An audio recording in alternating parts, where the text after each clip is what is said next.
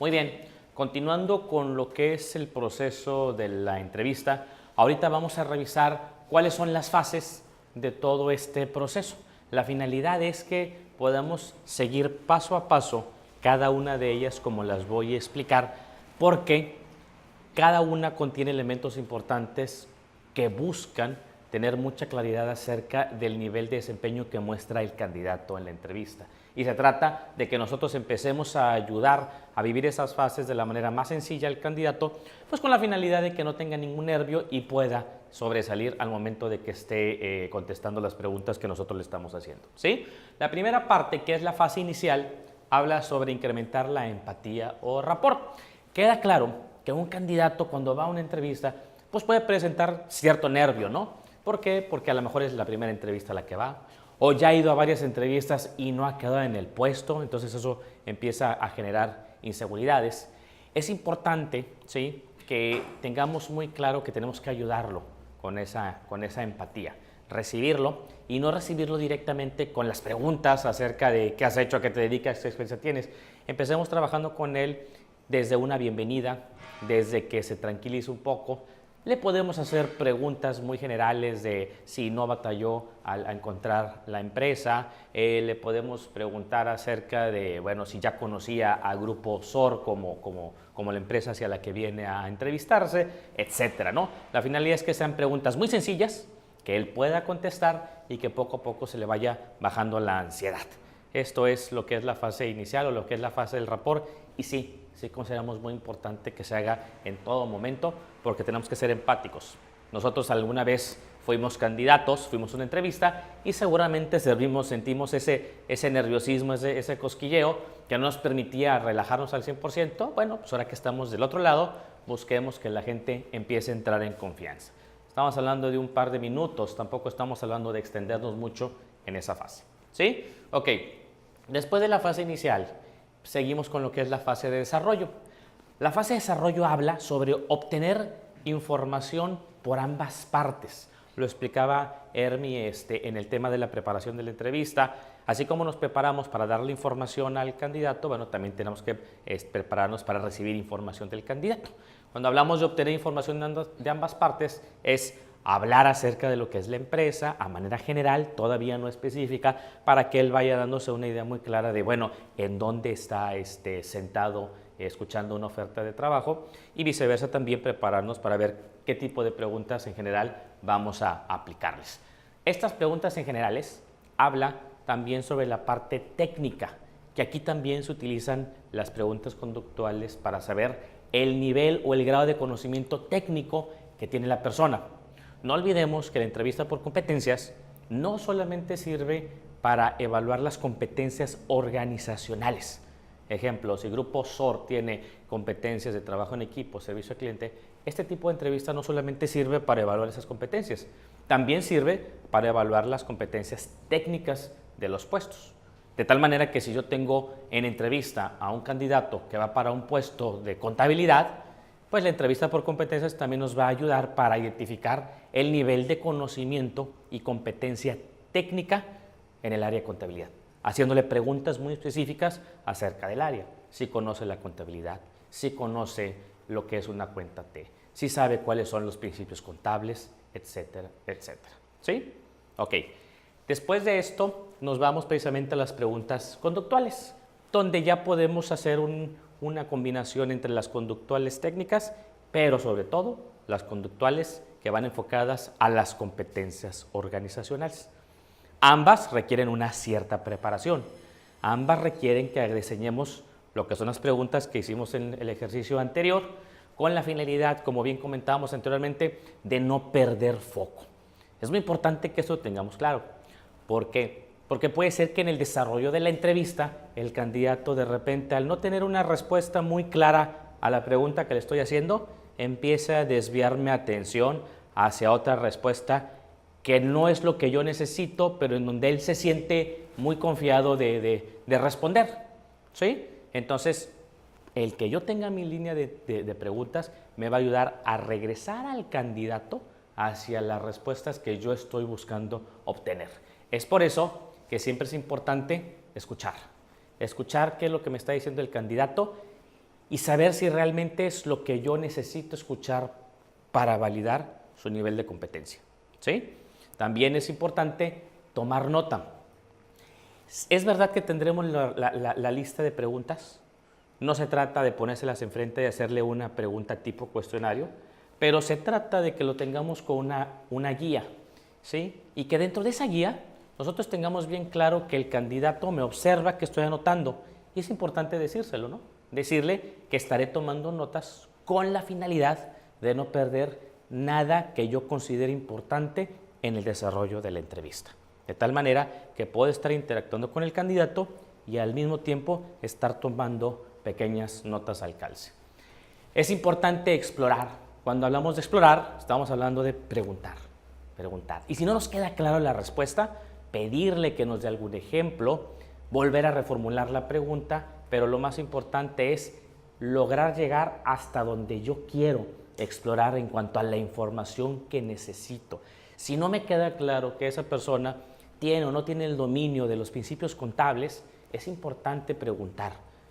Descríbemelos, menciónamelos, cuáles otros has utilizado, de alguna u otra manera saber que realmente los conoce o no los conoce. Por eso es importante el tema de la exploración. Y hay que evitar preguntas indebidas. Hay preguntas que a veces nosotros hacemos pensando que no existe ningún tipo de dolo, ¿no? Voy a poner un punto importante.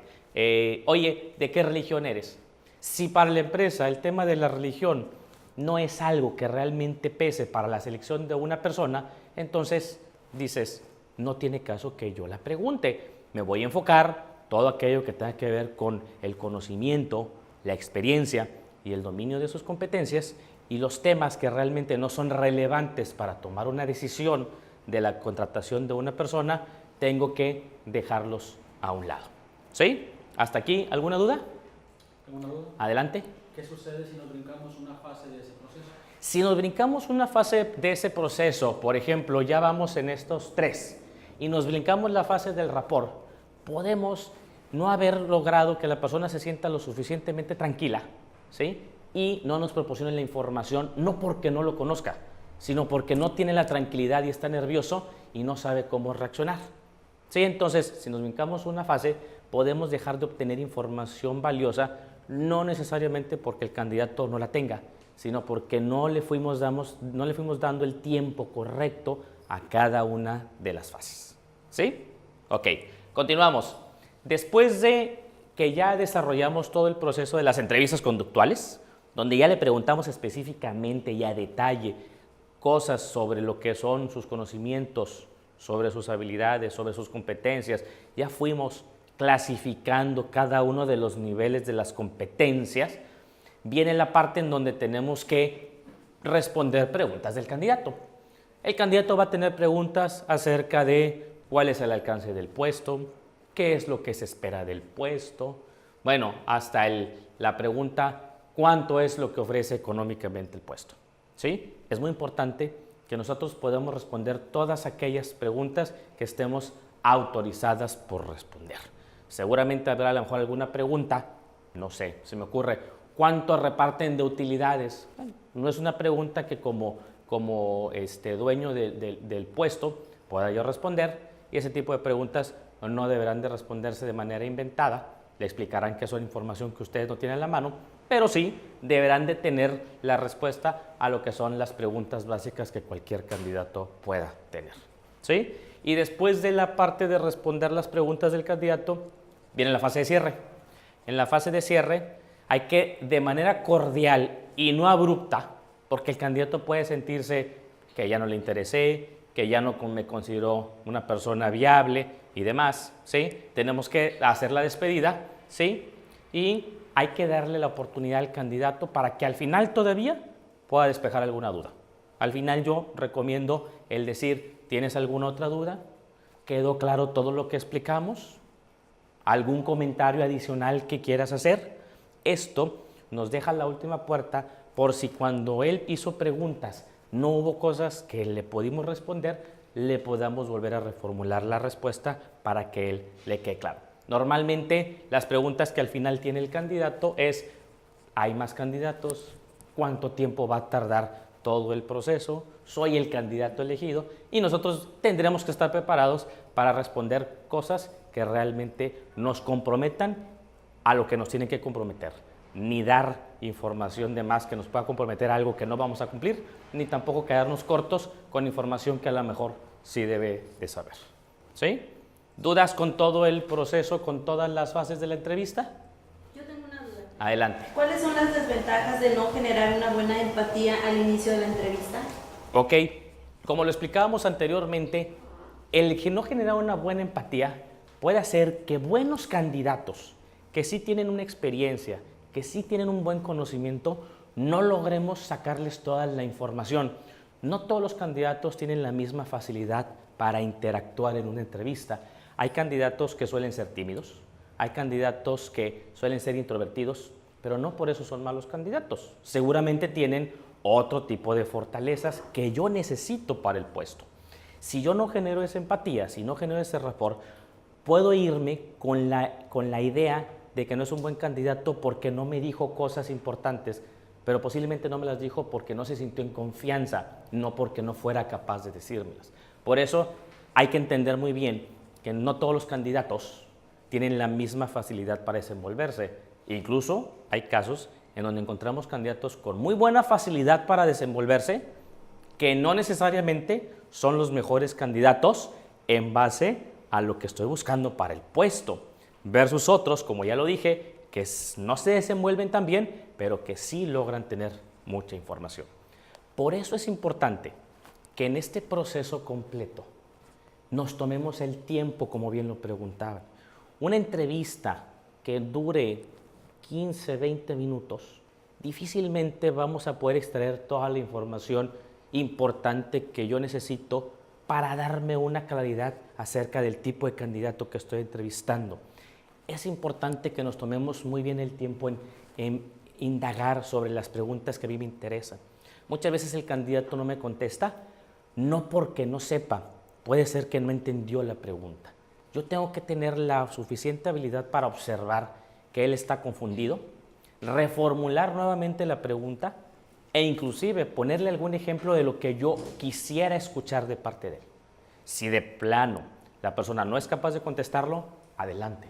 Pero puede ser que con alguna reformulación o con algún ejemplo, él entienda qué es lo que espero de la respuesta y sea capaz de desenvolverla de una manera mucho más efectiva.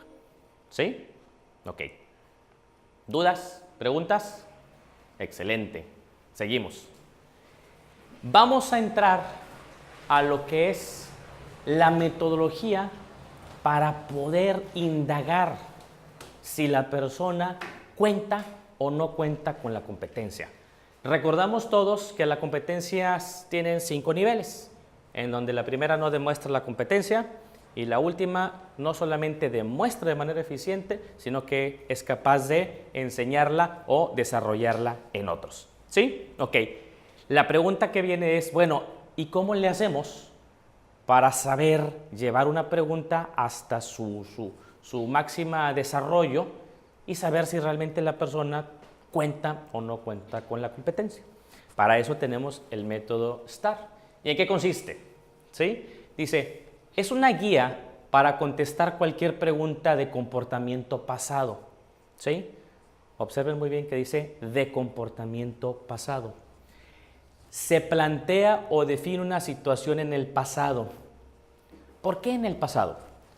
Porque la metodología nos dice que si la persona fue capaz de desarrollar hábilmente o competentemente una actividad, ¿sí? Lo va a poder hacer en el presente y en el futuro.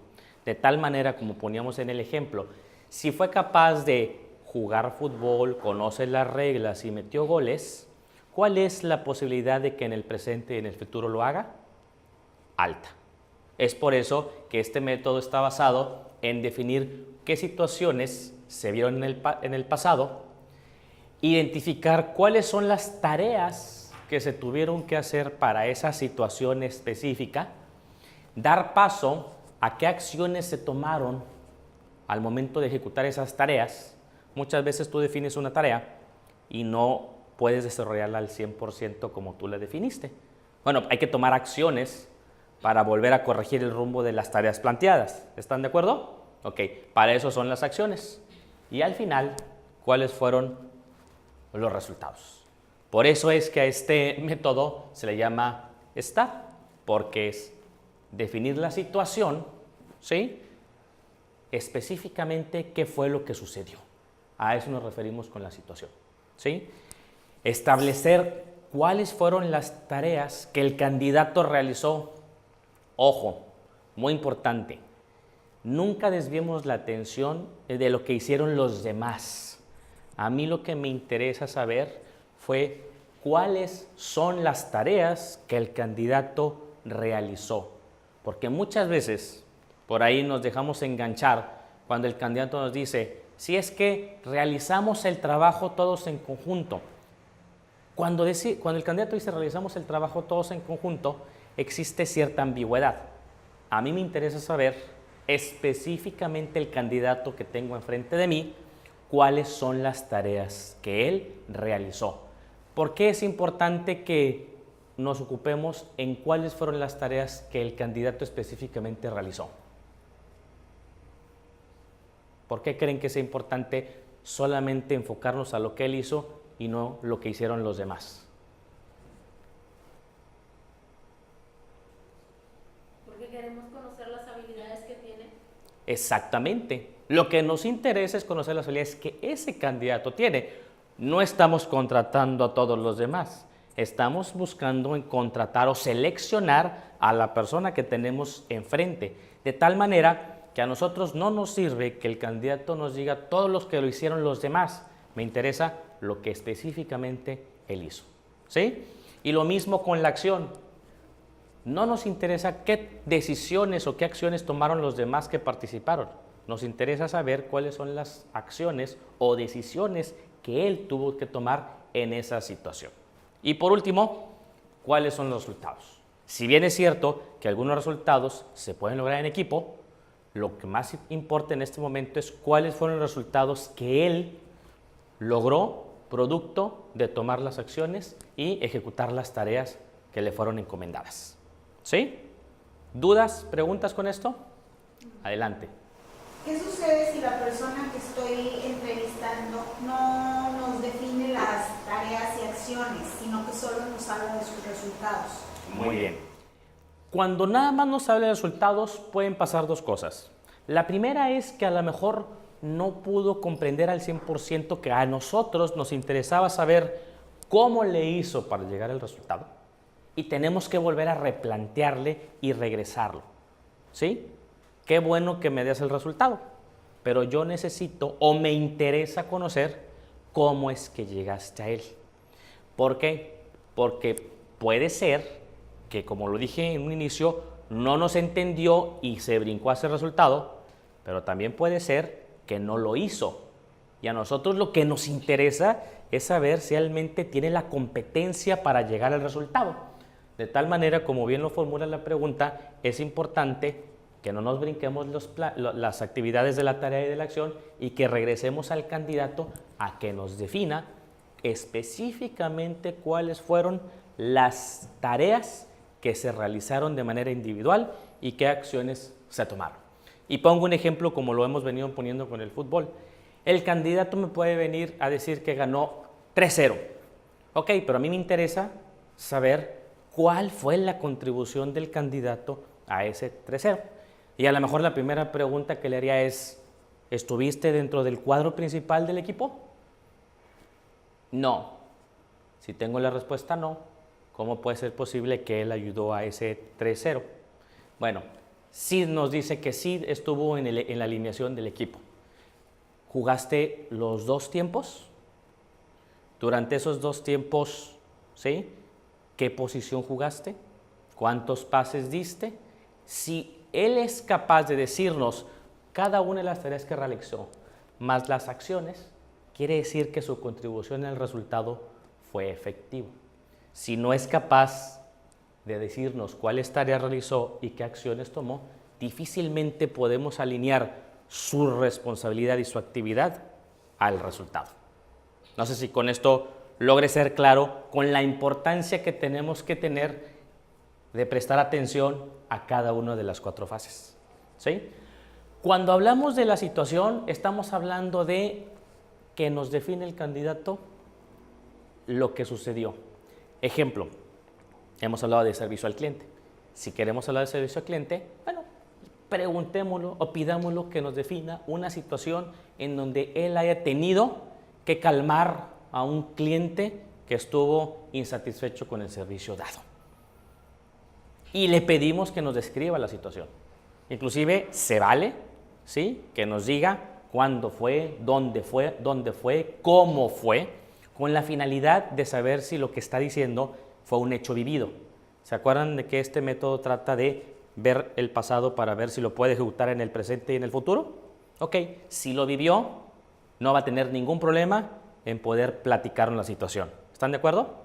Ok, una vez que el candidato nos dice que sí se acuerda de una situación en donde un cliente estuvo molesto y te desarrolla eso, inmediatamente tenemos que irnos después de eso a preguntarle cuáles fueron las actividades que realizaste para que el cliente estuviera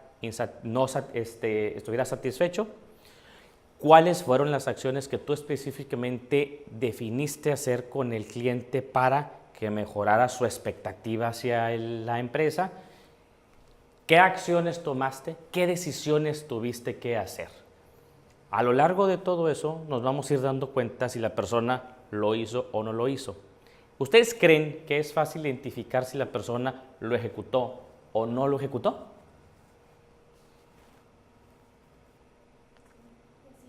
¿Por qué sí? Pues porque tú le estás preguntando y si tú estás poniendo atención, tú te vas a dar cuenta si la persona te está diciendo algo que vivió o está inventando una situación. ¿Sí? Sí es fácil. Si yo sigo la metodología y observo al candidato y veo cómo se desarrolla y cómo me contesta y lo que me contesta, cuando alguien lo vivió, te lo va a decir de manera transparente, fluida y detallada, como ahorita lo comentan. ¿Sí? Cuando no lo vivió, ¿sí?, lo va a decir con ambigüedad, con inconsistencias, ¿sí?, y seguramente ni siquiera va a poderte ver a la cara directamente. ¿Me explico? Entonces, pareciera que es difícil, pero la respuesta de ustedes es fácil. Sí, sí es fácil, siempre y cuando respetemos toda la guía completa. ¿Sí? Si no respetamos la guía completa, podemos irnos pensando que es bueno por los resultados, pero no nos dimos el tiempo de medir si realmente él vivió todo el proceso completo. ¿Sí? Ok. ¿Preguntas? Sí, yo. ¿Qué puedo hacer cuando no estoy convencida con la explicación del candidato en la evaluación de ciertas competencias? Es importante. Muchas veces va a pasar que me esté dando la respuesta y no termine de tener claro si tiene o no tiene la competencia. O puedo pensar que la tiene, pero no tengo claro si es una competencia nivel 3 o nivel 4. Para este tipo de situaciones, como bien lo comentas, lo que podemos hacer es, número 1, reformular la pregunta. Puede ser que a lo mejor al candidato no le quedó claro. Si yo le pregunto, ¿y cómo te sientes tú con respecto al servicio al cliente? Él puede sentir la pregunta medio ambigua y entonces la respuesta no me va a dar mucho. Entonces, lo que yo tengo que estar atento es a saber que no hice la pregunta tan objetivamente y lo que puedo es volverla a reformular. Dame, por favor, un ejemplo en donde tú has vivido una situación de un mal servicio, ya sea tuyo o de un compañero, en donde interveniste directamente a calmar al cliente. O sea, volvemos a reformular la pregunta, a lo mejor un poquito mejor redactada, pero eso va a captar la atención. Esa puede ser una. Inclusive es muy válido darle un ejemplo de lo que esperas tú como respuesta. El que nosotros le demos un ejemplo en donde le digamos, por ejemplo, el que tú hayas estado enfrente de un cliente y que le hayas dicho que se tranquilizara, no le estamos dando la respuesta. Le estoy dando un ejemplo de lo que quiero escuchar. Si él tiene la competencia y lo ha vivido, te va a dar un ejemplo que le venga a la mente. Si no tiene la competencia, aunque tú le has dado el ejemplo, no te lo va a poder dar siguiendo toda la metodología. Entonces, es importante que tenemos claro que si a él no le queda claro, o podemos reformular la pregunta o es válido ponerle un ejemplo de lo que nosotros necesitamos escuchar de él. ¿Sí? ¿Ok? ¿Alguna otra pregunta? ¿Ninguna? Adelante. Vamos a pasar a una dinámica en donde vamos a hacer el ejercicio de lo que es llevar todo el método completo. Ahorita Miguel Ángel y yo vamos a hacer el ejercicio en donde ella, como experta, hará el proceso de la entrevista, yo haré el proceso de ser el entrevistado, pero lo más importante y lo que nos interesa mucho es que vayan observando todo el proceso. ¿Qué es lo que queremos que vean dentro del proceso? Que vean si estamos llevando a cabo cada una de las 4 fases del proceso del método STAR. La finalidad es que ustedes, cuando lo hagan ya en la vida real, cuiden mucho esos 4 pasos, ¿sí? Y es obvio que al principio pues van a dudar en alguno, ¿no? Pero si lo empezamos a hacer de manera continua, va a ser mucho más fácil cada vez que tengamos a un candidato enfrente. ¿Adelante? Ok.